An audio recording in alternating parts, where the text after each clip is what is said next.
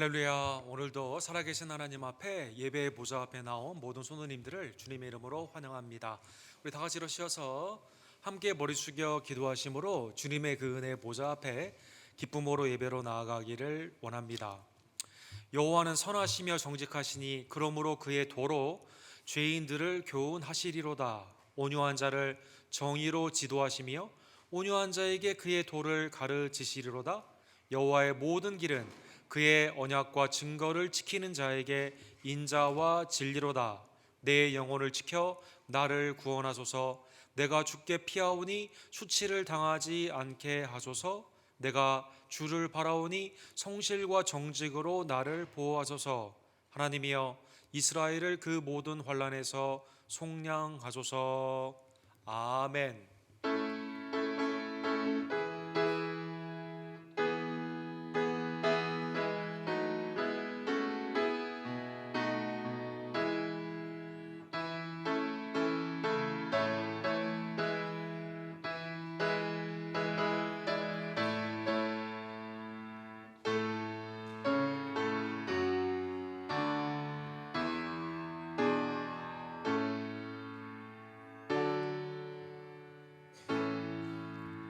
거룩하시고 자비로우신 하나님 아버지, 죄와 사망 가운데 멸망의 길로 가던 우리들을 긍휼히 여겨 주시사 독생자 예수 그리스도의 그 속량의 십자가의 은혜와 부활의 아름다운 영생의 축복으로 하나님의 자녀 삼아 주심에 진심으로 감사를 드립니다. 올 한 해를 뒤돌아보며 어느덧 9월 마지막 주일 예배로 또한 주께 영광 돌리게 하심에 진심으로 감사를 드립니다. 코로나 바이러스를 통해 20여만 명의 많은 사람들의 삶이 이제 주님 앞에 부르심을 받은 가운데 하나님 우리를 겸비케 하시고 주님 앞에 바라보게 하시며 회개케 하시는 놀라운 은혜를 주심에 감사를 드립니다. 나의 생명이 하나님의 은혜 가운데 코의 호흡임을 다시 한번 생각하며 살아있는 동안 주님을 찬양하며 믿음 안에서 주님을 기쁘시게 하고 복음을 증거하는 하나님의 권속들 될 수 있도록 주님 역사하여 주시옵소서. 치유케 하심과 온전케 하심과 영적인 부흥의 역사가 오늘도 예배 가운데 살아계신 예수 그리스도를 만남으로 말미암아 나타나기를 간절히 원합니다. 주님, 우리를 긍휼히 여겨 주시고 우리의 예배를 그리스도의 이름으로 연락하여 주시옵소서. 모든 만물의 주관자가 되시며 우리를 위해 지금도 중보하시는 우리의 구원주 예수 그리스도의 이름으로 간절히 기도드립니다. 아멘.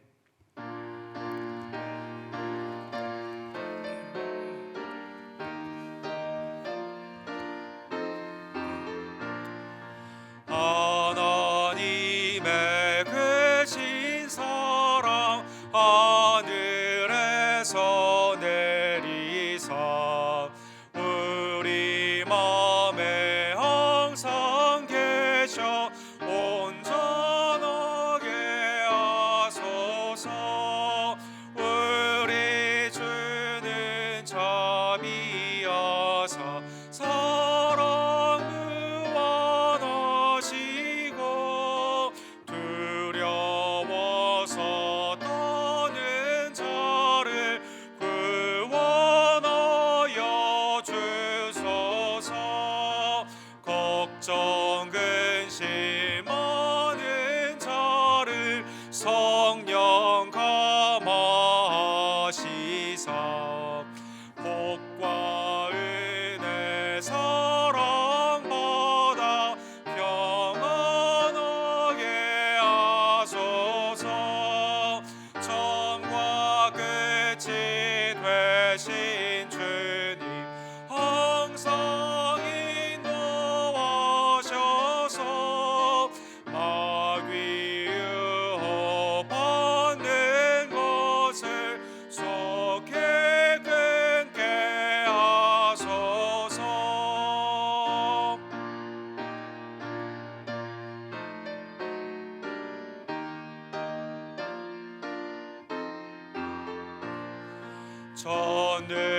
전능하신 아버지여 주의 능력 주시고 우리 맘에 임하셔서 떠나가지 마소서. 주께 영광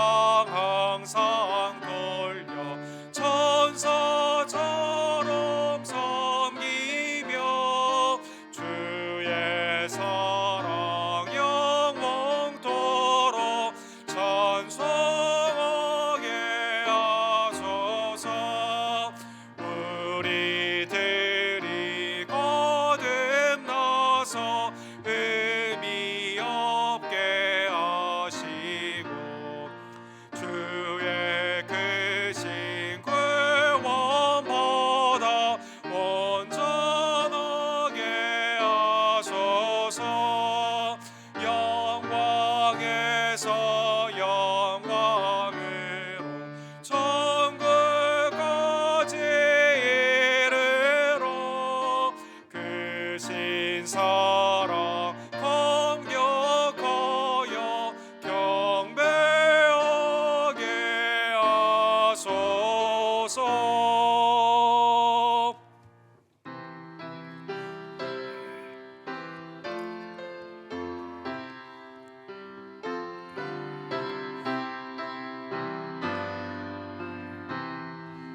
주 날개 밑 내가 편안히 쉬네.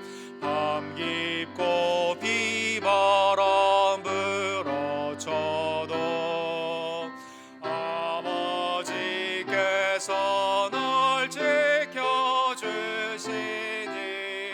거기서 편안히 쉬리로다. 주 날개 밑 편안하다. 그 사랑 그늘 잔위뇨. 주 날개 밑 내쉬는 영혼 영원히 거기서 살리.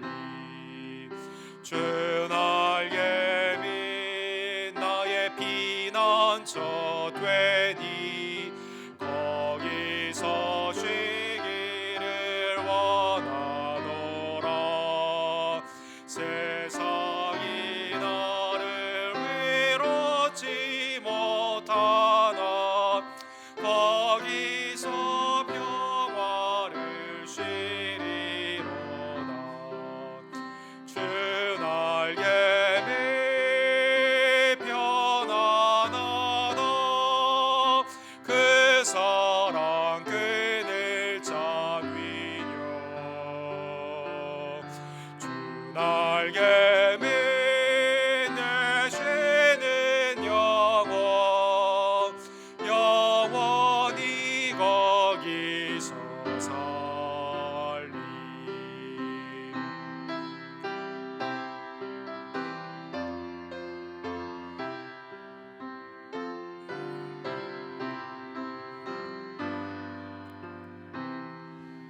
주 날개 밑 참된 기쁨이 있네. 고달픈 세상길 가는 동안 나 거기 숨어 돌보심을 받고 영원한 안식을 얻으리라. 주 날개 밑 평안하다. 그 사랑 그늘 잔위뇨.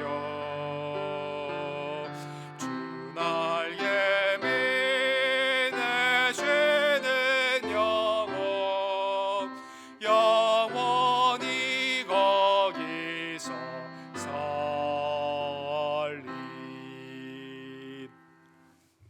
하나님의 에베네셀이 올해도 9월 마지막 주까지 우리와 함께 하심에 감사를 드립니다. 하나님, 그러나 나의 삶을 뒤돌아보면 지난 한 주간 세상 사람들처럼 원망과 불평 가운데 십자가의 은혜를 고마워하지 못하며 살지 못했을 때가 얼마나 많았던지요.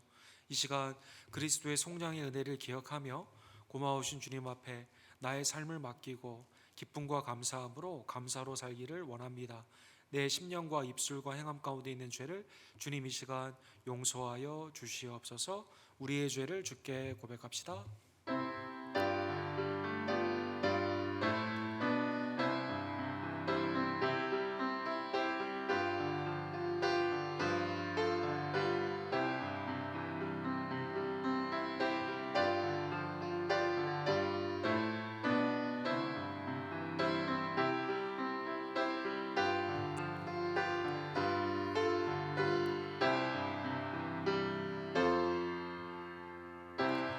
자비하신 주님의 은혜가 십자가의 놀라운 보혈로 우리의 죄를 사하여 주셨습니다.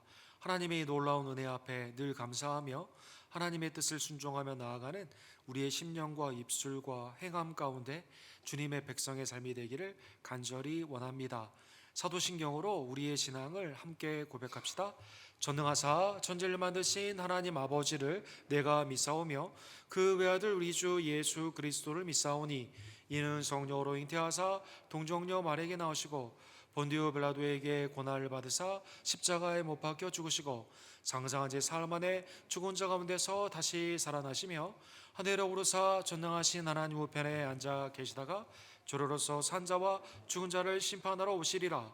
성령을 믿사오며 거룩한 공예와 성도가 서로 교통하는 것과 죄를 사해 주시는 것과 몸이 다시 사는 것과 영원히 사는 것을 믿사옵나이다.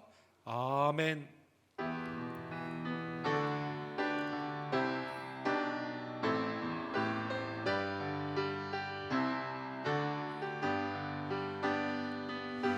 왕께 만세 존귀와 위엄을 찬양해 왕의 왕께 만세 주 예수 하나님 왕께 만세 존귀와 위엄을 찬양해 왕의 왕께 만세 주 예수 하나님. 아멘. 자리 앉으시기 바랍니다. 박용선 집사님께서 우리를 위해서 교도해 주시고 신혜선 집사님께서 하나님의 말씀을 대독해 주시겠습니다.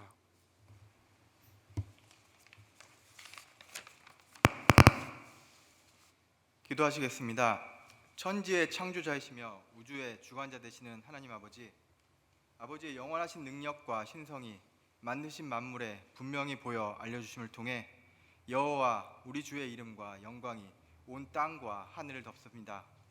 우리가 전심으로 여호와께 감사하고 주의 모든 기이한 일들을 전하고 주를 기뻐하고 즐거워하며 지존하신 주 이름을 찬송합니다. 하나님 아버지를 아는 것과 예수 그리스도를 통한 우리의 구원하심 그 진리 생명의 말씀 안에 거하게 하여 주소서. 그는 흥하여야 하겠고 나는 쇠하여야 하리라.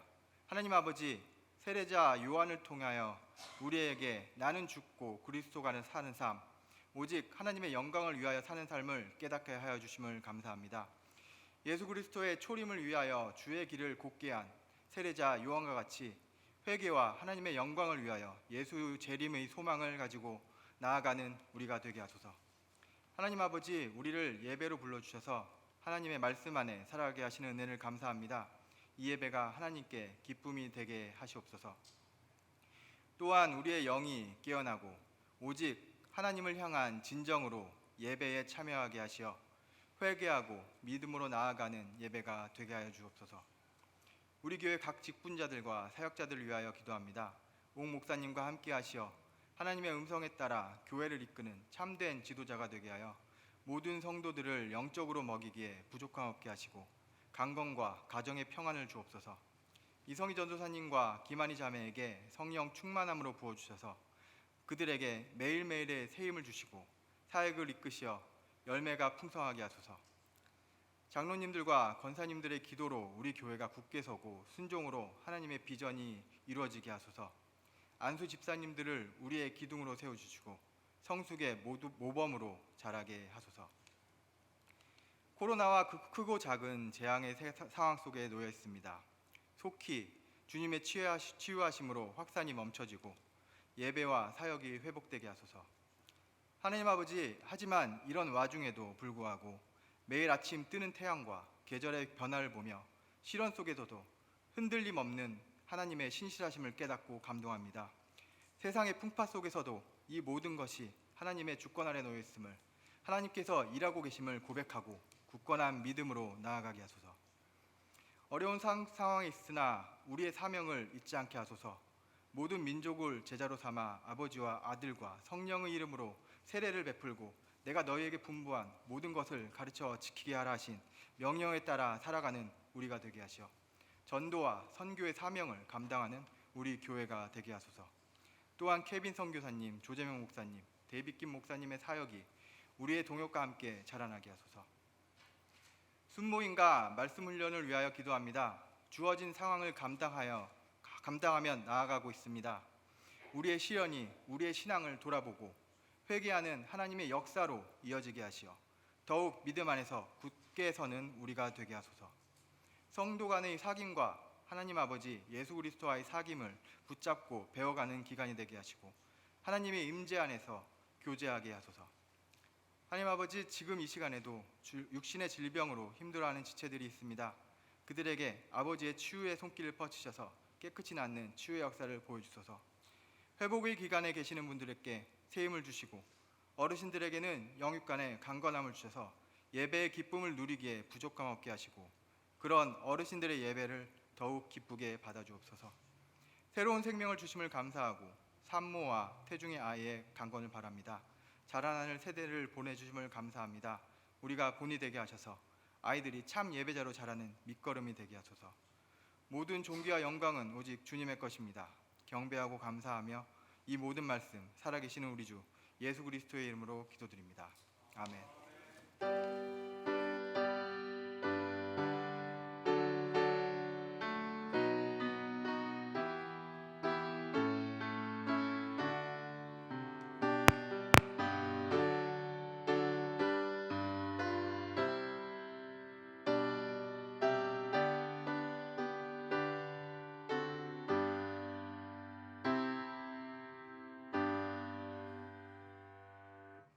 오늘 본문 말씀은 요한복음 1장 19절로 28절 말씀입니다.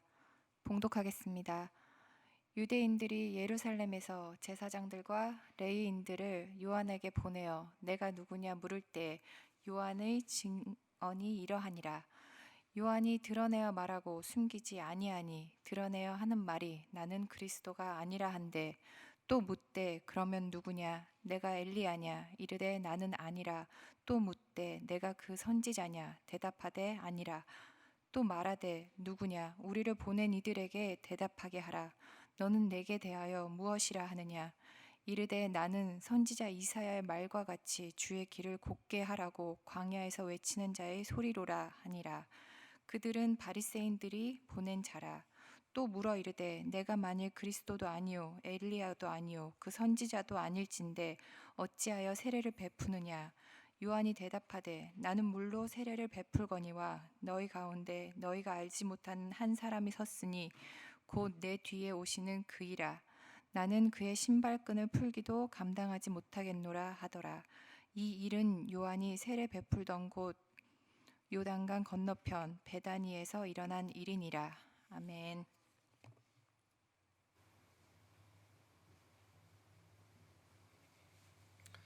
하나님의 은혜로 우리 9월 마지막 주일 예배 살아계신 하나님의 말씀을 다시 한번 대면하는 놀라운 공동체의 축복을 우리가 받게 되었습니다. 함께 기도하시고 주의 말씀을 함께 상고하기를 원합니다. 사랑의 하나님 아버지, 감사합니다. 오늘도 살아 역사하시며 말씀이 육신이 되어 오시고 우리 가운데 거하시고 성령 안에서 깨닫게 해주시며 행하시는 놀라운 하나님의 은혜를 특별히 우리 공동체를 통해 허락해 주심에 진심으로 감사를 드립니다. 결실의 계절인 이 가을에 나의 삶을 뒤돌아보며 하나님의 은혜를 세워보고 하나님 앞에 풍성한 열매를 주게 드리는 열매 맺는 아름다운 신앙의 성도들 될 수 있도록 주님 역사하여 주시옵소서. 말씀을 거울을 보듯 오늘 비춰주시고 하나님 회개와 주님 앞에 성결과 감사로 나아가는 복된 시간으로 주님 이 시간 역사하여 주시옵소서. 예수 그리스도의 이름으로 간절히 기도합니다. 아멘. 올해 2020년은 사실 지금 일본 도쿄에서 올림픽이 진행돼야만 되는 그러한 기간입니다. 그러나 코로나 바이러스로 말미암아 올림픽이 내년으로 연기가 되는 그러한 사태를, 올림픽 초유의 사태를 이렇게 맞게 되었습니다. 우리나라의 올림픽을 생각하면 1988년 서울 올림픽을 생각해 볼 수가 있습니다. 그때 제가 대학교 1학년이었는데 저희 집이 그 종합운동장 바로 앞에 있어서 굉장히 그때 올림픽 기간을 아주 지금 생각해 보면 당시에는 잘 몰랐는데 아주 그 재미있고 행복하게 보냈던 것 같습니다. 이 공사가 굉장히 많이 있었고 또 오시는 해외에 있는 사람들을 맞이하기 위해서 저희 아파트에서 반사무에서 맨날 그 공지를 통해 가지고 밖에 나갈 때 옷 단정하게 입고 나가고 사람들 오면 친절하게 하고 언제나 웃는 모습으로 하고 영어, 프랑스말, 독일말 간단한 인사 이거 알고 있으라고 맨날 이 공지를 받았던 생각이 납니다. 아파트에 2부제로 홀짝으로 아파트에 이제 그 차를 주차장으로 썼기 때문에 많은 사람들을 대하는 그러한 일들도 있었죠.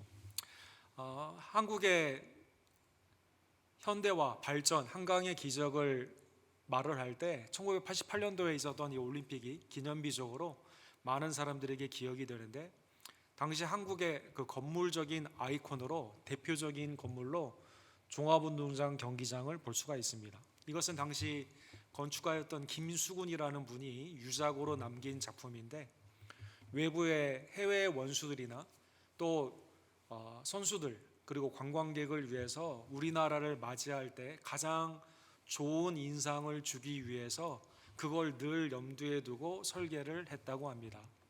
이 설계를 위해 한국의 역사도 공부하고 한국의 자연 이런 모든 것들 한국의 문화 그걸 2년여 동안 연구를 하고 이 설계에 이렇게 다 담았다고 합니다.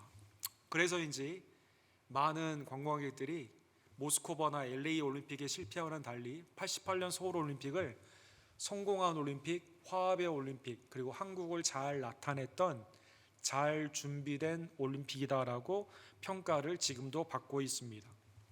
사랑하는 성도 여러분, 오늘 본문은 세례 요한이 예수 그리스도를 어떻게 준비케 하였는가라는 말씀이 계속 지난주에 이어서 나와 있습니다.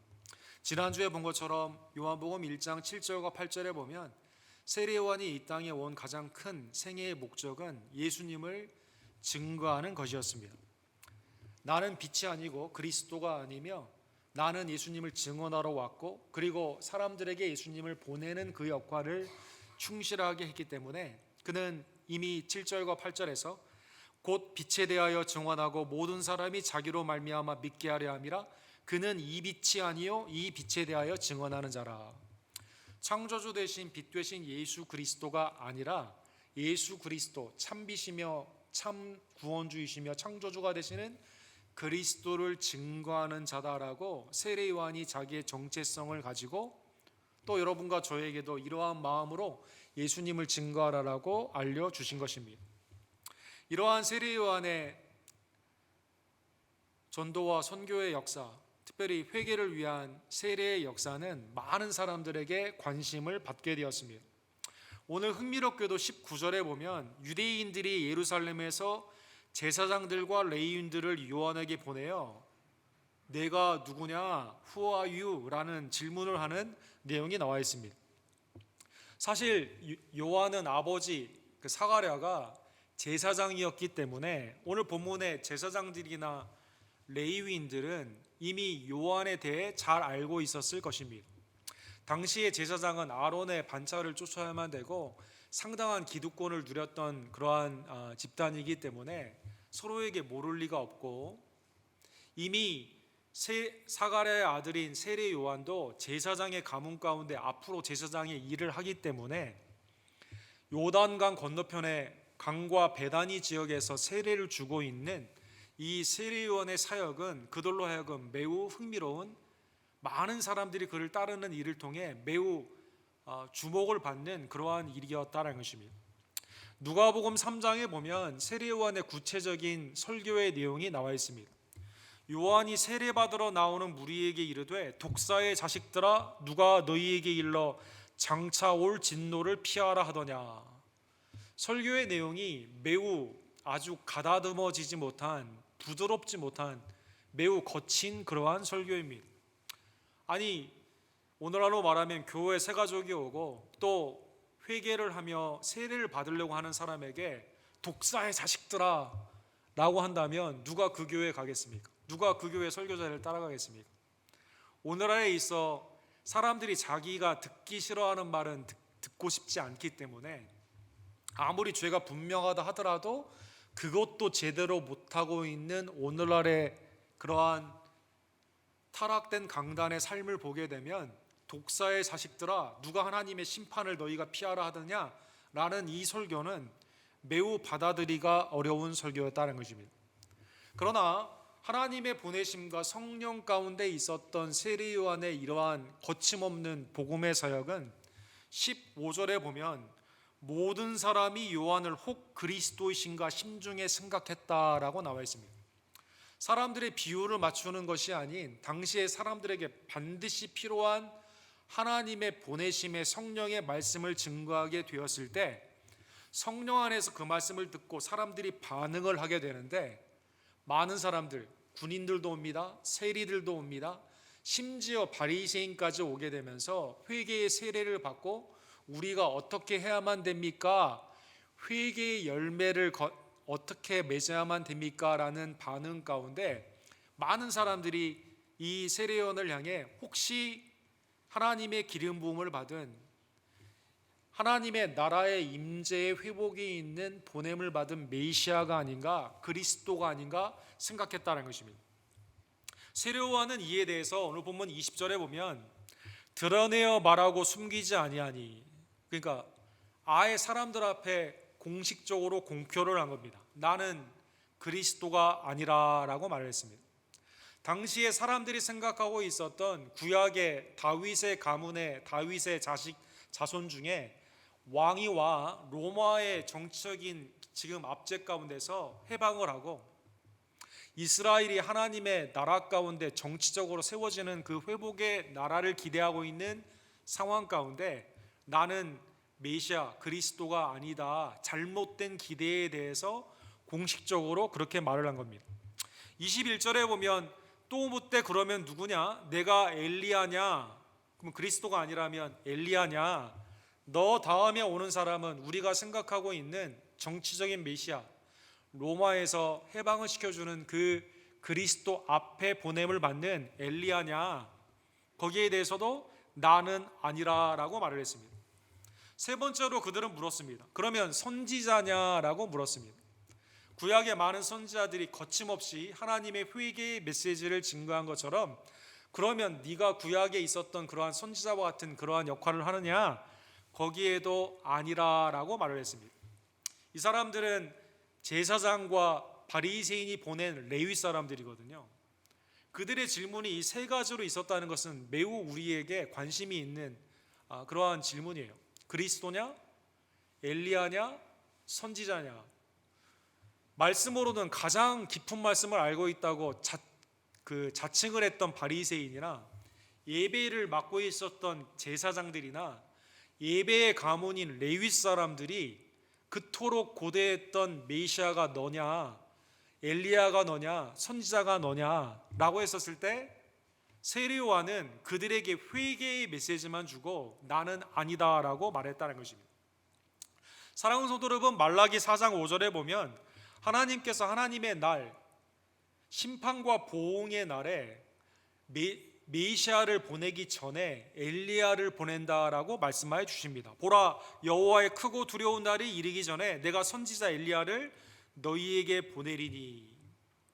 그리고 예수님께서도 마태복음 17장에 보면 세례 요한을 엘리야로 비유하셨습니다. 내가 너희에게 말하노니 엘리야가 이미 왔으되 사람들이 알지 못하고 임의로 대유하는도다. 인자도 이와 같이 그들에게 고난을 받으리라 하시니. 엘리야가 왔는데 사람들이 자기 마음대로 임의로 대우를 하면서 이 세례 요한을 당시에 죽였지 않습니까? 그런 것처럼 인자도 사람들로 말미암아 고난을 받게 된다라고 말씀하여 주신 것이죠. 이때 제자들이 이 말씀을 받았을 때 그제서야 제자들이 예수께서 말씀하신 것이 세례 요한인 줄 깨달으니라. 엘리야가 오고 메시아가 오는데 예수님이 그리스도 메시아고 그 전에 왔던 엘리야를 비유하는 사람은 세례 요한이다라고 그때 깨닫게 된 것이죠. 자, 그러면 말라기의 말씀과 예수님도 실제 세례 요한을 엘리야처럼 비유하셨는데 오늘 본문에 세례 요한이 그리스도가 아니다 이건 이해가 되는데 왜 선지자도 아니고 엘리야도 아니라고 했을까요? 그 이유는 당시의 종교인들, 당시에 하나님의 말씀이 아니라 인간의 전통을 통해 종교 의식에 집착을 했던, 특별히 자기의 의, 사람의 전통을 가지고 자기가 구원받았다고 말을 하는 교만한 당시의 지도자들이 가지고 있었던 사상의 기대가 잘못되었기 때문이다라는 것이죠. 세례 요한이 엘리야가 아니라고 한 이유는 성경적인 하나님의 배경 가운데 그렇게 대답을 한 게 아니라 유대인의 잘못된 사상 가운데 오해를 받지 않도록 그렇게 말씀하신 것이다라는 것입니다.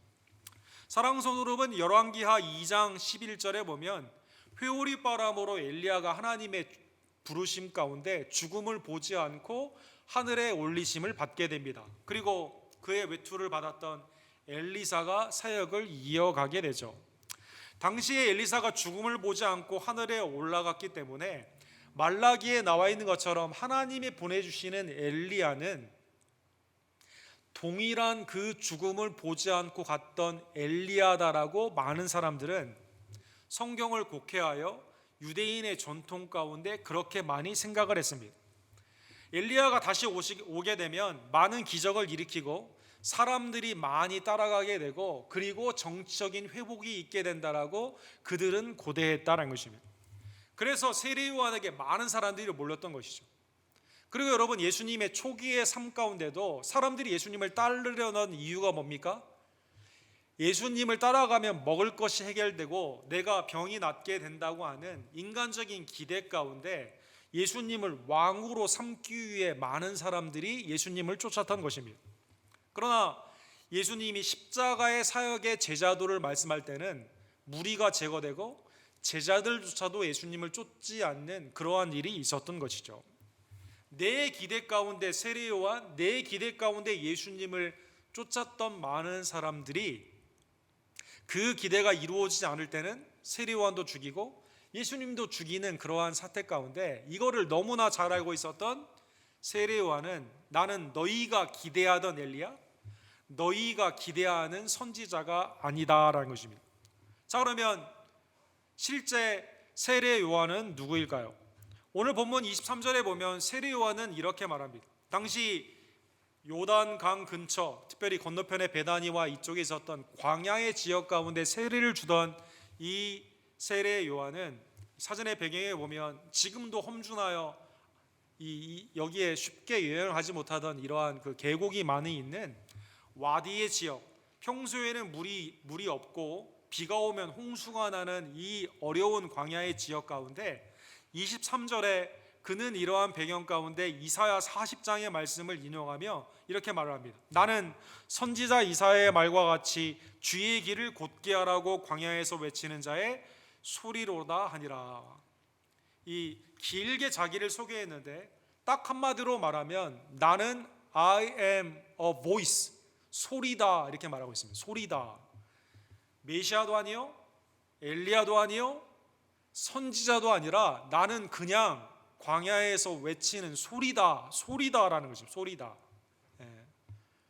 자기를 그렇게 낮추어 말하고 있는 것이죠. 소리이긴 소리인데 이 소리에 놀라운 고난이 있습니다. 이 소리 안에 있는 내용이 뭐냐? 그것은 주의 길을 곧게 하라라는 메시지가 담겨 있다는 것입니다. 광야이고 소리이지만 산이 많고 계곡이 있어 길이 없는 이러한 상황 가운데 왕이 오게 되면 이 길을 다 만들게 되는데 영적인 광야에 있는 너희들, 하나님을 섬기지 않고 우상 가운데 있는 너희들에게 이사야 40장에 이스라엘이 남유다가 망하는 상황 가운데 하나님이 소리를 보내주셔서 회개를 촉구한 것처럼 지금 로마, 헤롯, 기득권인, 대제사장, 레위, 바리새인, 사두개인, 헤롯 땅 이 모든 것들 가운데 영적으로 타락된 너희들에게 하나님이 나를 보내주셔서 소리, 너희의 산과 낮아지는 이 모든 것들이 왕이 올 수 있도록 펴지게 되는, 영적으로 구부러지고 패역한 너희의 삶이 오는 주님을, 왕을 맞이할 수 있도록 준비케 하는 소리가 곧 나다라는 것입니다. 사랑하는 성도 여러분, 당시에는 왕이 어디를 방문하게 되었을 때 바로 방문하지 않고 앞에 헤럴드라고 불리우는, 메신저라고 하죠, 먼저 앞에 왕의 이 소리를, 이 내용을 가지고 가서 방을 붙이며 선포하는 사람들이 있었습니다. 그래서 로마의 이러한 시스템, 그리고 왕권이 있는 모든 나라들 가운데는 이 헤럴드라고 불리우는 말씀을 증거하는, 먼저 가서 증거하는 사람들이 있었다는 것입니다. 오늘날도 마찬가지죠. 대통령이나 고위급들이 움직이게 되면 바로 가는 게 아니라 미리 가서 왕이 온다라고 알려준다라는 것입니다. 올림픽과 같은 큰 이벤트가 오늘날 갑자기 있는 게 아니라 해외에 있는 모든 귀빈이나 선수들이나 아니면 관광객들이 언제 가게 되니까 준비하라고 알려주게 되는 것처럼 미리 가서 알려준다라는 것입니다. 발표를 하고 알려주는 이러한 메신저에게 그 사람 자체의 고난이 있는 건 아니에요. 어디에 고난이 있습니까? 왕이 그에게 붙여준 이 말의 고난이 있었다는 것입니다. 그래서 여러분, 왕권이 있는 모든 나라는 이러한 직책이 매우 특이했습니다. 이 사람들이 할 수 있는 그것은 자기의 의견이나 생각을 그 안에 담는 게 아니라 왕이 전해준 그것을 그대로 할 수 있냐, 그걸 증거하기 위해 목숨을 바칠 수 있냐라는 중요한 인품도 살펴보고 훈련도 하고 그 일을 성실하게 할 수 있도록 이 일을 했다는 것입니다. 그래서 여러분, 왕권의 제국주의에 있었던 많은 나라들은 이 일을 하는 사람들에게 특별한 옷을 입혔어요. 그래서 여러분, 혹시 슬라이드 오른쪽에 보시면 왕권에 있었던 모든 나라들에게 코트 오브 암, 메신저가 있었던 옷은 매우 특이했어요. 그래서 이 사람들이 와서 말을 할 때는 이 사람 자체에 고난이 있는 게 아니라, 권위가 있는 게 아니라, 이 사람이 하는 말은 왕의 말과 똑같기 때문에 권위가 있었다는 것입니다. 그래서 오늘 본문의 소리이지만, 광야에서 외치는 소리이지만, 이 메시지는 하나님의 그 말씀을 그대로 담기 있기 때문에 모두가 그대로 순종하며 받아야 되는 말인 것입니다. 이사야 40장의 말씀이 오늘 본문에 인용이 됐는데, 이사야 40장의 내용을 보게 되면 왜 나의 길을, 구부러지고 패역된 이 길을 마음 가운데 반듯하게 길을 만들어야만 될까요? 예수 그리스도, 하나님의 약속된 메시아가 오기 때문이라는 것입니다. 이사야 40장 10절에 보면 그래서 이렇게 되어 있습니다. 보라, 주 여호와께서 장차 강한 자로 임하실 것이요 친히 그의 팔로 다스릴 것이니라. 왕이 온다, 페루지아라는 왕이 오는, 어라이벌하는 왕을 맞이하도록 너희가 준비해야만 되는 것이죠. 그 왕은 보라, 상급이 그에게 있고 보응이 그 앞에 있어. 왕을 어떻게 맞이하느냐에 따라 왕이 상도 주고 반대로 심판도 주기 때문에 이 왕을 맞이할 이 준비를 해야만 된다는 것입니다. 왕은 분명히 오고 이걸 너희에게 알려줬기 때문에 왕이 왔을 때 너희가 어떠한 상태에 있느냐는 누구의 책임입니까? 이 메신저의 말을 들었을 때 순종한 사람이냐, 불순종한 사람이냐, 그 사람의 삶에 따라 심판도 받고 구원도 받게 되는 그러한 갈림이 있게 되는 것입니다. 마태복음 3장에 보면 우리의 길을 곧게 하는 것은 8절에 그러므로 회개에 합당한 열매를 맺는 것이다, 이렇게 되어 있습니다. 내가 아브라함의 자손이라고 나의 의를 드러나는 것이 아니라 나의 삶을 뒤돌아보며 왕 되신 하나님 앞에 내가 순종하며 나아가는지, 오시는 메시아 앞에 나의 삶이 겸손으로 주님을 영접하는지, 죄를 돌이키며 죄에 합당한 열매를 맺는 성결의 삶으로 돌이켜야만 된다는 것입니다. 그래서 세리들은 늑징, 그 법이 허용하는 이상의 세금을 거두어서는 되지 않죠. 군인들도 다른 뇌물을 받으면 되지 않습니다. 족한 바를 알고 그 가운데 감사해야만 됩니다. 자기의 죄 가운데 있었던 많은 사람들은 행위를 버리고 왕을 맞이할 수 있는 성결의 삶으로, 회개에 합당한 삶으로 나아가야만 되는 것입니다. 그래서 오늘 본문에 보면 요한은 그러한 의미에서 회개의 세례를 주었습니다.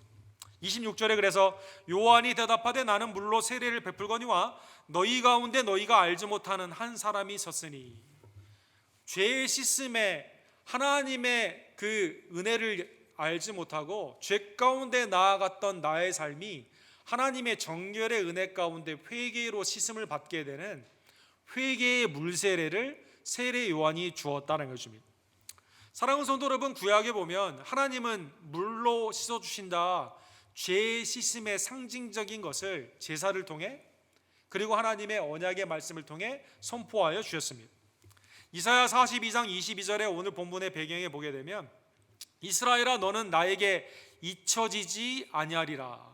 내가 내 허물을 빽빽한 구름같이 내 죄를 안개같이 없이 하였으니 너는 내게로 돌아오라. 내가 너를 구속하였음이라. 하나님이 죄를 씻어주신다라는 그러한 말씀을 이사야서의 44장이에요. 스가랴서 13장 1절에는 죄와 더러움을 씻는 셈이 다윗의 족속을 위하여 열리리라 이렇게 말씀하고 있는 것이죠. 에스겔 36장 25절에는 보면 많은 물, 맑은 물로 하나님께서 죄를 씻어주신다. 물로 말미암아 씻김을 받게 되는 은혜가 죄의 씻음과 같이 물의 세례로 있음을 알려주신다는 것입니다. 그래서 세례 요한께 나오는 자는 이 사람 혹시 그리스도 아니야? 혹시 이 사람 엘리야 아니야? 선지자 아니야? 내 정치적인 기대, 나의 경제적인 기대, 나의 삶의 욕망을 채워줄 수 있는 그러한 사람 아니야? 라는 기대가 아니라 이 사람의 소리를 듣고 하나님의 음성을 들으며 뭘 생각해야 됩니까? 내가 주님 앞에 이러한 죄를 지었구나, 죄 가운데 있었구나, 죄를 깨닫고 주님 앞으로 돌아오게 되는 회개의 그 메시지로 들어야만 되는 것입니다. 둘째 아들이 허랑방탕하게 아버지의 유산을 다 소진하고 돼지의 쥐염 열매를 맺고 있을 때 일어나 아버지께로 가려고 했을 때 우리 아버지의 집에는 품꾼도 먹을 것이 많은데 그에게 차라리 종이 되자라고 하면서 아버지께로 돌아오게 되는 것처럼 하나님의 음성을 들었을 때 그 음성 가운데 있는 나의 죄를 깨닫고 죄에서 돌이키게 되는 회개의 열매로 나아가게 되는 삶이 세례 요한의 세례의 메시지였다는 것입니다. 두 번째로 세례 요한의 세례는 그리스도께로 인도하는 그 메시지입니다. 27절에 보면 나는 죄의 사함이 있는 회개의 세례를 주는데 여기서 끝나는 게 중요한 게 아니에요. 나 뒤에 오는 한 사람이 더 있습니다. 그 사람에게로 너희가 가야 구원을 받는다는 것입니다. 곧 내 뒤에 오시는 그니라 나는 그의 신발끈을 풀기도 감당하지 못하겠노라 하더라. 나 다음에 오시는 분은 당시에 종들이 신을 담당하던 신발에 끈을 묶었던 그러한 종인데 나는 그것도 감당할 수가 없어요. 너무나도 위대하시고 하나님의 놀라우신 구속자로 오는 이 세상 죄를 지고 가는 이 메시아는 우리가 감당할 수 없을 정도로 위대하신 분입니다. 그래서 죄의 회개의 은혜 가운데 그를 주님으로 영접하며 그에게 겸손으로 나아가야만 되는 것이죠.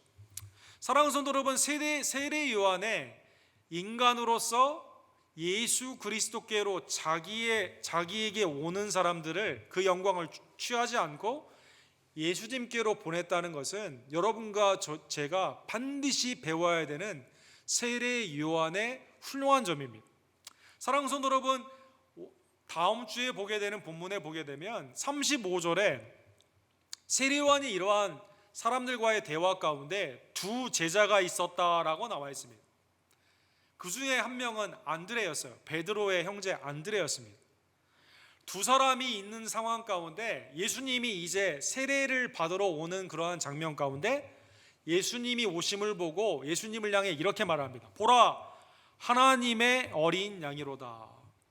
세상 죄를 우리의 죄를 지고 죄의 사함 가운데 그 모든 것을 지고 가는 유월절 어린 양이 곧 예수 그리스도다라는 것입니다.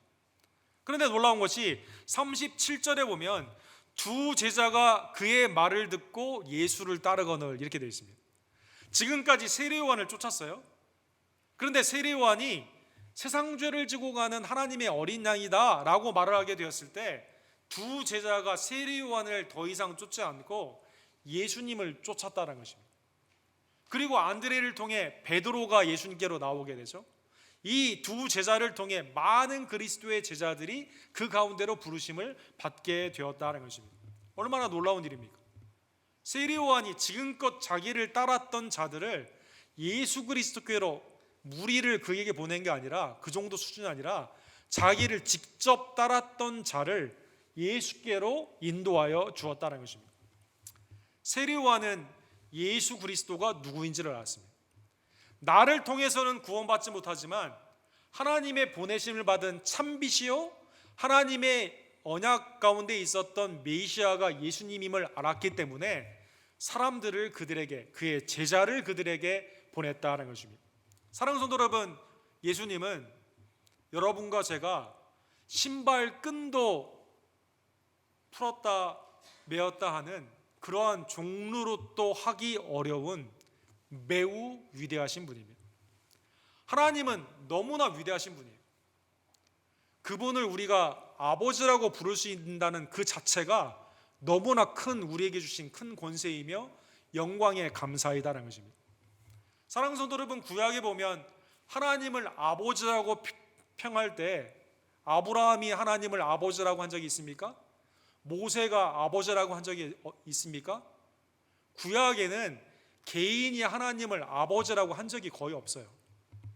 7번 정도 이스라엘 공동체가 하나님을 아버지라고 표현한 적은 있지만 개인으로는 한 번도 없습니다. 그런데 이 위대하신 하나님을 여러분과 제가 신약에서는 270여 회나 아버지다라고 부른다는 것입니다. 놀라운 축복입니다.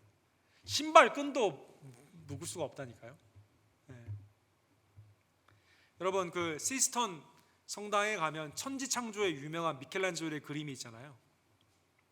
이탈리아가 코로나 바이러스에 굉장히 그 어려운 상황 가운데, 지금도 굉장히 어려운 상황이지만 이 어려운 상황 가운데 이 기독교인인 지오바니 가이다라는 유명한 그 일러스트레이터 화가가 있는데, 이탈리아가 지금 하나님께로 돌아가야 된다. 창조주 하나님, 권능의 하나님 돌아가야 된다. 그래서 이 천지 창조를 오마주해 가지고 이렇게 그렸어요. 코로나 바이러스는 누구의 손 안에 주권 아래 있냐? 하나님이 이걸 다 지금 관리하고 계시다. 이탈리아가 지금 두렵고 무서움 가운데 있을 때 우리의 죄를 자복하고 하나님께로 돌아가야 된다. 그래서 이 그림에 보면 코로나 바이러스를 하나님이 다 지금 다스리고 있는 이 그림을 사람들한테 말을 해주고 주님께로 돌아가자 이렇게 말을 하는 그러한 일이 있었습니다. 사랑하는 성도 여러분, 하나님은 너무나 위대하신 분입니다. 예수님은 너무나 우리가 감히 근접할 수도 없는, 신발 끈도 묶을 수 없는 그러한 위대하신 분이라는 것입니다. 그런데 예수님께서 이 땅에 성육신하셔서 하늘 보좌를 버리시고 이 땅에 지극히 가난하신 비참하신 십자가를 통해 여러분과 저를 구원하여 주시고 개인적으로 아버지라고 칭할 수 있는 놀라운 축복을 주셨음을 다시 한번 기억하며, 오늘 본문을 통해 첫 번째로 주님이 우리에게 요구하시는 것이 오늘날 회개임을 다시 한번 깨달으며 내 마음에 내 삶 가운데 구부러진 우리의 삶을 주님을 맞이하기 위해 펴게 되는 회개하는 성도들 되기를 원합니다. 계시록 3장 19절에 보면 라오디게아와 같이 타락된 교회 가운데도 주님이 사랑하는 자를 징계하신다고 말씀하시면서 그러므로 내가 열심을 내라 회개하라 이렇게 되어 있습니다. 이 원어에 보면 열심으로 회개하라 이렇게 되는 거예요. 회개를 열심히 해야 된다 너희 이렇게 말하고 있습니다. 모든 것이 풍족했지만 영적으로 너무나도 아무것도 벌거벗은 상태로 없었던, 주님을 문을 열어주지도 않던 그 교회를 향해서도 주님이 사랑하는 자에게 내가 징계하는데 지금 회개하라. 성령 안에서 주님이 이렇게 명령하셨다는 것이죠. 사랑하는 성도 여러분, 내 심령과 우리의 가정과 교회 가운데 주님이 지금 위대하신 그 주님이 사랑 가운데 회개로 네 마음, 너의 가정, 너의 직장이나 너의 삶 이걸 좀 펴라. 구부러진 거 이제 나에게로 돌아와 회개하라고 하는 이 음성 가운데 여러분과 제가 우리의 삶을 뒤돌아보고 영적으로 우리의 경건이 무너져 있는 이 2020년의 삶을 다시 한번 뒤돌아보며 회개하는 성도들 되기를 원합니다. 계시록 22장 11절과 12절에 보면 주님이 오시는 그때 일어나는 현상을 뭐라고 말씀하십니까? 불의를 행하는 자는 불의 가운데 그대로 있고 더러운 자도 더러운 가운데 있는데 의로운 자는 의로움으로 거룩한 자는 거룩함으로 극단적인 갈라짐이 있다는 것이죠. 아니 불의한 자가 거룩함으로 더러운 자가 성결함으로 가야 되는데 이게 그렇게 되지 않는다는 거예요. 그래서 여러분 하나님의 은혜 가운데 여러분과 제가 거룩함으로 부름을 받았잖아요. 오히려 우리의 삶이 더 어렵고 힘들 때가 주님 앞에 의와 거룩으로 나아가야 때임을 다시 한번 깨달으며 주님이 보라 내가 속히 오리니 내가 줄 상이 되게 있어 각 사람에게 그가 행한 대로 갚아주리라. 주님이 나에게 이미 경고하시고 오신다고 말씀하고 있는 이때 주님이 오시게 되었을 때 주님 앞에 받을 상이 있음을 다시 한번 깨달으며 의와 거룩 가운데 온전히 나아가는 회개 가운데 주님을 맞이하는 주의 종들 되기를 간절히 원합니다. 두 번째로 오늘 본문에 주님은 내가 신발 끈도 묶을 수가 없다 라고 말을 했던 세례요한의 마음처럼 언제나 겸손의 마음으로 예수 그리스도를 증거하는 하나님의 종들 되기를 간절히 원합니다. 누가복음 24장에 보면 예수님이 이렇게 말씀하시죠. 또 그의 이름으로 죄사함을 받게 하는 회개가 예루살렘에서 시작하여 모든 족속에게 전파될 것이 기록되었을 때 너희는 이 모든 일의 증인이라. 겸손으로 주님을 맞이할 뿐만 아니라 겸손으로 주님을 맞이하라고 회개를 증거하는 여러분과 제가 되기를 간절히 원합니다. 오늘날 누가 나에게 회개하세요 라고 했었을 때 혹시 내 마음이 왜 이런 사람이 나한테 뭐라고 말하나 내 마음이 혹시 자만해지지 않는지를 다시 한번 생각하며 또 여러분과 저도 말씀 안에서 주님을 맞이할 준비가 될 수 있도록 우리의 연약한 지혜들 아직도 믿지 않는 자에게 죄의 회개를 겸손으로 증거하는 주의 종들 되기를 원합니다. 사랑하는 성도 여러분, 마가복음 6장에 보면 주님이 귀신을 쫓아내는 권세, 병자를 낳을 수 있는 권세를 제자에게 주셨는데 막상 제자들이 이 권세를 받고 나아갔을 때는 뭐라고 증거했냐면 회개하라라고 증거했다. 마가복음 6장에 그렇게 말씀이 나와 있어요. 놀라운 말씀입니다. 권능을 주셨는데 이 권능을 그냥 막 베푸는 게 아니라 그 말씀을 받았던 제자들이 권능을 받았던 제자들이 가서는 막상 회개하라라고 증거했다는 것이죠. 사랑하는 성도 여러분, 사도행전에 보게 되면 회개하라라는 메시지가 주도를 하고 있습니다. 세례요한이 회개하라 천국이 가까웠느니라, 예수님이 회개하라 천국이 가까웠느니라, 그리고 제자들도 동일한 메시지로 회개를 말씀하고 있다는 것입니다.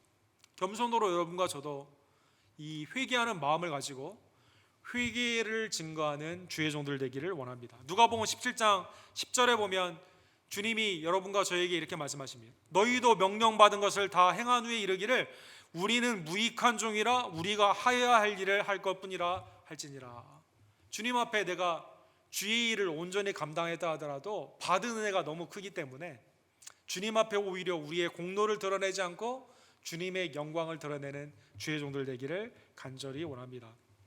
사랑하는 성도 여러분, 지지난주에 미국에서 가장 영향력이 있는 설교자 중에 한 분인 그 찰스 스탠이라는 아틀란타 제1교회 담임 목사님이셨던 목사님이 은퇴를 하셨습니다. 50년 사역을 하시고 은퇴를 하셨죠. 그 이제 고별 설교에 보게 되면 그가 50년 동안에 얼마나 하나님의 일 가운데 많은 쓰임을 받았어요. 많은 것을 아마 자랑할 수도 있었을 것입니다. 인간적으로 말하면. 근데 그의 사역 가운데 가장 인상 깊었던 게 뭡니까? 라는 그러한 질문 가운데 그의 고별 인터뷰에서 그는 이렇게 말합니다. 자기의 아들이랑 화해한 사건이 가장 내 인생에 주님이 주신 큰 은혜이다, 이렇게 말했습니다. 2012년에 아들도 앤디 스탠리라고 목사님인데 이때 화해를 했습니다. 너무 주의를 한다고 가정을 돌보지 않아가지고요, 가정이 엉망이 됐어요. 그래서 아들도 목사가 되었는데 아들도 아버지에 대한 분노 가운데 사역을 하고 있었는데 2012년에 성령의 은혜 가운데 두 사람에게 화해의 마음을 주셔가지고 아틀란타에서 둘 다 사역하고 있는데 화해를 한 그 사건이다, 이렇게 말했습니다. 우리 어느 누구도 찰스 네이처럼 아주 훌륭한 사역을 많이 한 사람도 결국 하나님의 용서의 은혜가 아니고서는 아무것도 할 수 없는 죄인임을 깨닫게 하는 그러한 사건 가운데 여러분과 저도 주님이 십자가를 통해 나의 죄를 사해 주지 않았다면, 성령이 거듭남의 은혜를 통해 회개의 은혜를 주시지 않았다면 우리가 주님 앞에 나아갈 수 없는 죄인임을 다시 한번 깨달으며 늘 겸손한 가운데 나의 죄를 회개하고 회개하라라고 이 세상 가운데 복음 앞에 쓰임받는 겸손의 종들 되기를 주님의 이름으로 간절히 축원합니다. 기도합시다. 사랑의 하나님 아버지, 감사합니다. 하나님, 내 마음을 뒤돌아보면 왕 대신 예수님이 오시기에 방문하기에 너무나 지저분한 더럽고 추한 모습이 얼마나 많이 있던지요. 하나님, 주님이 오시는 그 길이 우리의 가정이라면 하나님, 그것은 얼마나 구부러지고 많이 모난 투성이가 얼마나 많이 있던지요. 하나님, 우리 교회를 보면 주님의 방문 가운데 칭찬보다는 징계가 얼마나 더 많은 모습이 많이 있는지요. 하나님, 이 사회를 보게 되면 왕 대신 예수 그리스도가 오시기에는 심판과 멸망만이 있는 그러한 죄악된 세상은 아닌지요. 오늘날 내 심령과 가정과 일상 가운데 가장 필요한 메시지가 왕 대신 주님을 맞이하기 위한 회개임을 다시 한번 깨닫게 해주심에 진심으로 감사를 드립니다. 코로나의 많은 어려운 일 가운데 혹시 내 마음이 주님을 떠나 있지는 않은지요? 세상 사람들처럼 원망과 불평이 혹시 가득하지는 않은지요? 주님이 우리의 가정과 우리의 직장과 교회 가운데 왕림하시기에는 너무나 누추한 죄의 누더기는 아닌지요? 하나님, 이 시간 다시 한번 우리의 죄를 돌이키고 하나님이 우리에게 원하시는 경건의 삶이 회복이 되며 회개의 열심 가운데 우리도 세상 가운데 회개하라라고 외치는 겸손한 세례요한과 같은 신앙을 우리에게 허락하여 주시옵소서. 무슨 일을 하든지 주의 이름으로 하고 주님의 칭찬을 받을 때에는 무익한 종이오니 주님의 유익 가운데 쓰임받았음에 감사합니다라고 나아가는 겸손의 종들이 될 수 있도록 하나님 역사하여 주시옵소서. 내 마음에 하나님의 아름다운 성전을 다시 한번 세워주시고 우리의 가정이 주님 안에서 화목한 가정이 되게 하여 주시며 교회가 성령의 역사 가운데 죄의 시스템에 아름다운 샘물이 열리는 십자가의 능력의 회복을 주님 허락하여 주시옵소서. 모든 영광과 감사의 제목이 되시는 우리의 중보자 되신 예수 그리스도의 이름으로 간절히 기도드립니다. 아멘. 주신 말씀 기억하시면서 260장 우리 함께 찬양 드립시다.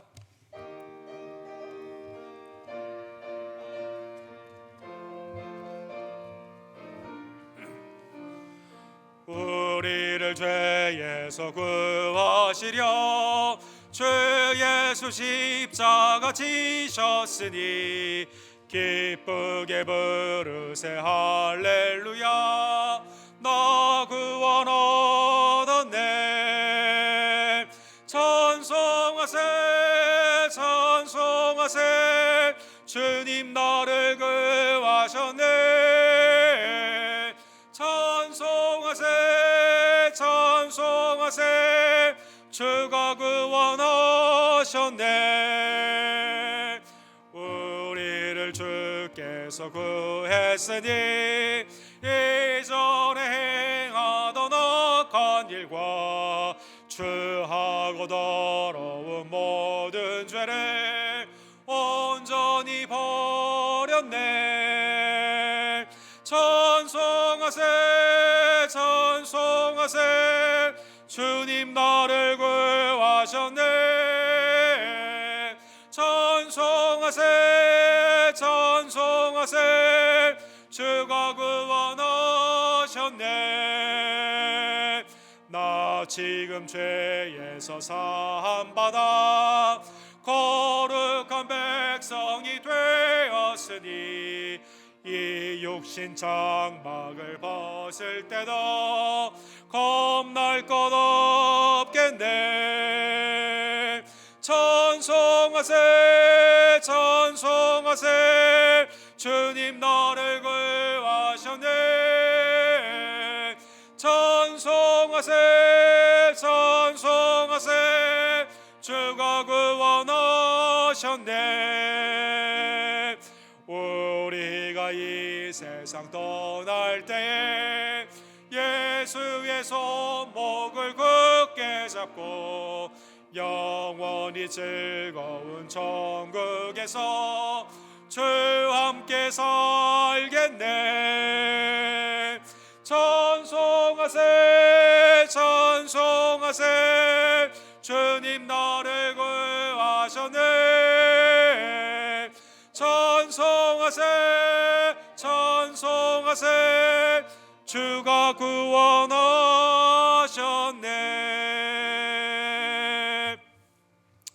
주님의 십자가가 나의 죄를 씻어주심에 감사를 드리며 날마다 죄를 돌이키는 회개와 주님의 성결의 은혜를 감사함과 주의 말씀 앞에 유익한 종으로 쓰임받는 순종의 열매를 맺기를 간절히 원합니다. 하나님 베푸신 은혜를 기억하며 감사로 드리는 나의 헌금의 예배를 연락하여 주시옵소서.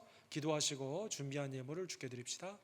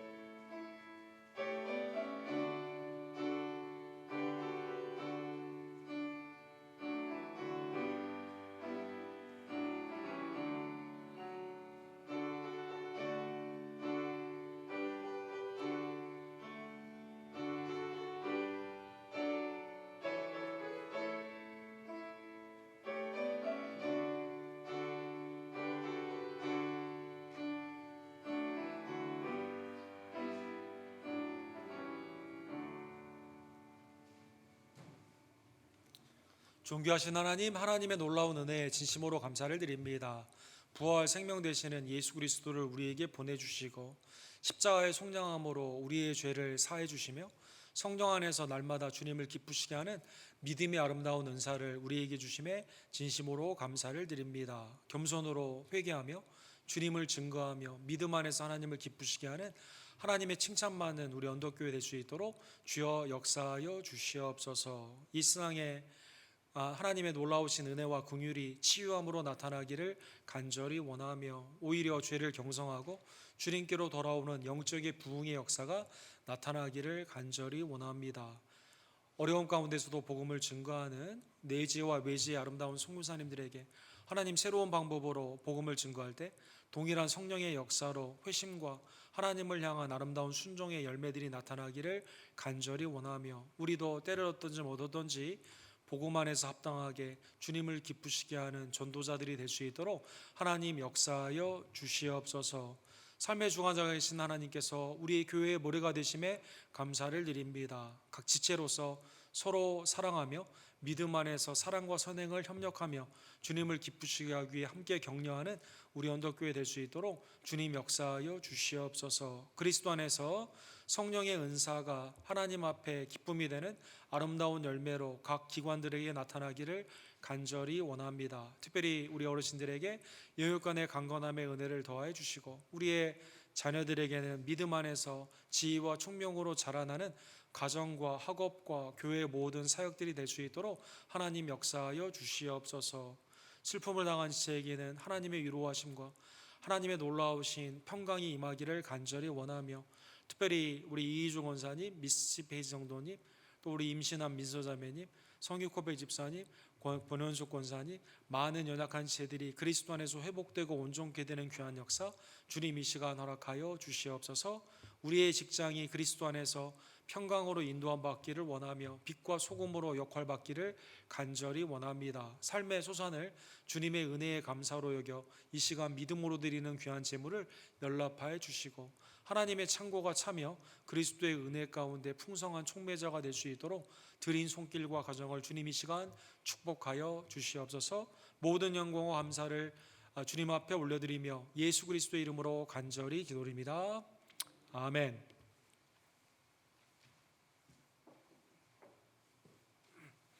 우리 현장에서 온라인으로 예배를 드리는 우리 언덕교회 모든 식구들에게 주님의 은혜와 평강이 임하기를 간절히 원합니다. 코로나 바이러스가 속히 주님의 개입하심과 치유하심으로 멈춰주기 위해 기도해 주시기를 부탁을 드립니다. 새벽기도회가 각 가정에서 시편 124편과 28편까지 이번 주에 진행이 됩니다. 가정에서 꼭 기도에 깨어 힘써 주시기를 부탁을 드립니다. 오늘도 오후 3시에 야고보서 말씀으로 우리 줌으로 진행이 되는데 많은 분들 참여를 드리고, 또 남성 큐티가 우리 박세희 집사님 서문화 중심으로 진행이 되는데 여러분 여기에도 많은 참여를 부탁을 드립니다. 신방을 원하시는 분들은 언제든지 연락을 주시기를 부탁을 드립니다. 우리 임신한 우리 김민수 선호님을 위해서 기도해 주시고, 한규 형제가 우리 대퇴부 조인트 수술을 지난주에 했는데 여러분 속히 회복될 수 있도록 기도해 주시기를 부탁을 드리고, 또 이희종 원사님도 앞으로 진료 가운데 하나님의 놀라우신 치유하심이 있을 수 있도록 기도해 주시기를 부탁을 드립니다. 온라인으로 예배하시는 분들은 우편이나 순장님을 통해 하나님 앞에 예물 드려 주시기를 부탁을 드립니다. 벌써 우리 10월을 맞이하게 되면서 올해 하나님의 사역들을 점검해보고 내년을 준비해야 되는 시간이 벌써 왔습니다. 그래서 10월 둘째 주에는 성찬식과 더불어 카운슬이 있는데 그동안 카운슬하지 못했는데 함께 우리 카운슬 멤버들은 준비해 주시기를 부탁을 드립니다. 다른 광고들은 주보를 참조해 주십시오. 우리 다 같이 일어서셔서 겸손히 주를 섬길 때 함께 찬양 부르시고 축도로 예배를 마칩시다.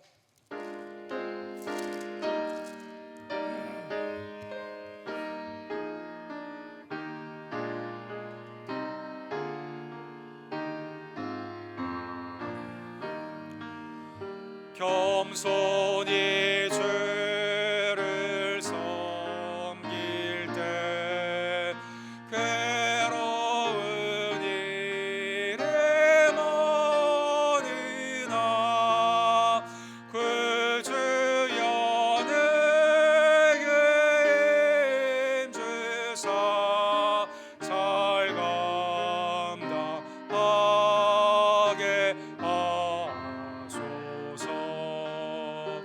인자 말을 가지고 사람을 감화시키며 갈 길을 이름을 이를 잘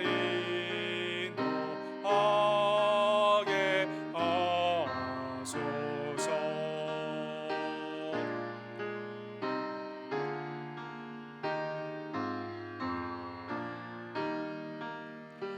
그 주의 귀한 인내를 깨달아 알게 하시고 그 권한 믿음 주셔서 늘 승리하게 하소서. 장래의 영광 비추사 소망이 되게 하시며 그 주와 함께 살며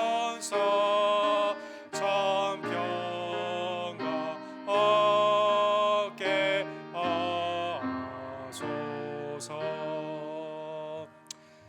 오늘 추석이라서 우리 조은왕 원사님과 우리 김경주 집사님께서 떡을 준비하셨습니다. 우리 나가시면서 우리 떡 가져가 주시고 주님 안에서 교제해 주시기를 부탁을 드립니다. 축도로 예배를 마칩시다. 지금은 우리를 위해 이 땅에 강림하시며 우리가 신들매도 감당하지 못하는 위대하신 주님이 십자가를 지었음에 그 구속의 은총으로 우리를 구원하여 주신 우리의 구원주 예수 그리스도의 은혜와 아버지 하나님의 극진하신 사랑하심과 성령 하나님의 감동 감화하심이 늘 겸손히 주님 앞에 회개하며 회개의 메시지를 증거하기를 간절히 원하는 주의 길을 곧게 하기를 간절히 원하는 사랑하는 언덕교회 성도님들 머리 위에 지금부터 영원토록 함께 있을지어다. 아멘.